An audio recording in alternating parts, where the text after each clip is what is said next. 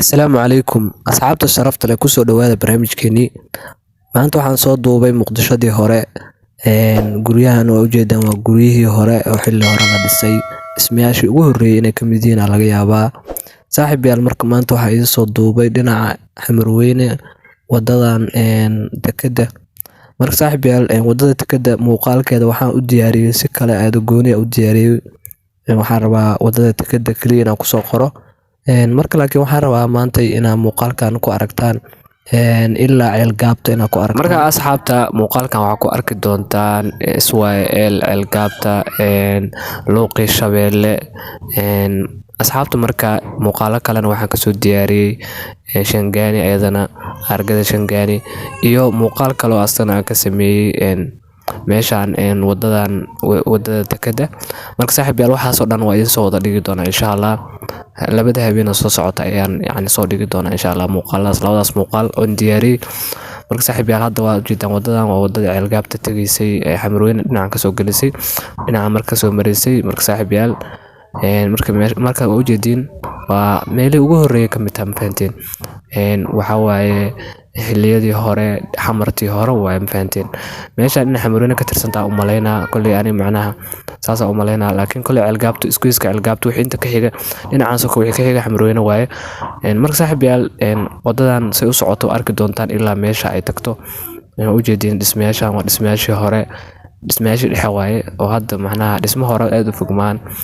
Sida ujeedaan meeshaan waxaa lagu sameeyaa mootooyinka garaashada mootooyinka waaye.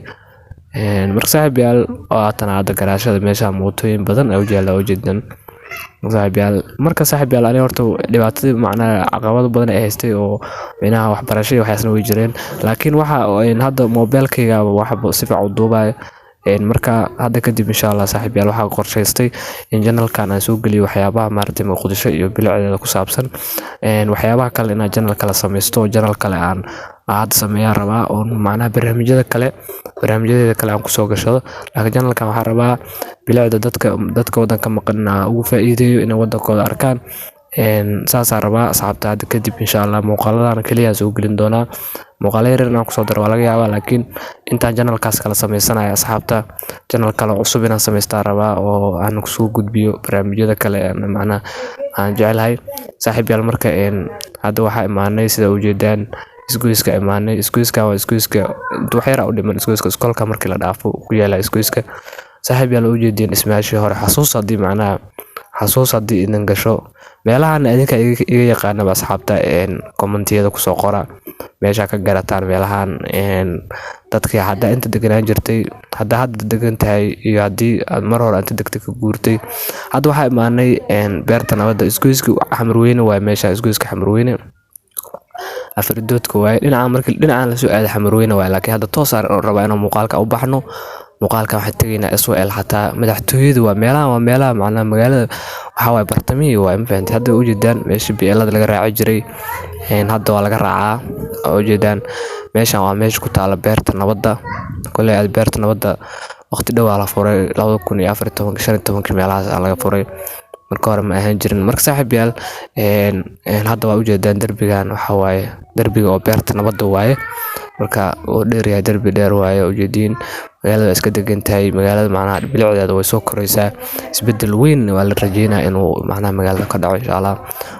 Sanadaha soo socda inuu magaalada sidaan kasii qurux badnaato rajeynayna. Marka saaxiibayaal hadda waxaan idin tusaa taalada SYL hadda taalada SYL xaggaas ka muuqata inay arki kartiin aan maleynaa geedahana ku aadan laakiin geedahan haday dhamaadaan oo arkaysiin taalada madaxtooyada horteeda ku taala ma fahanteen.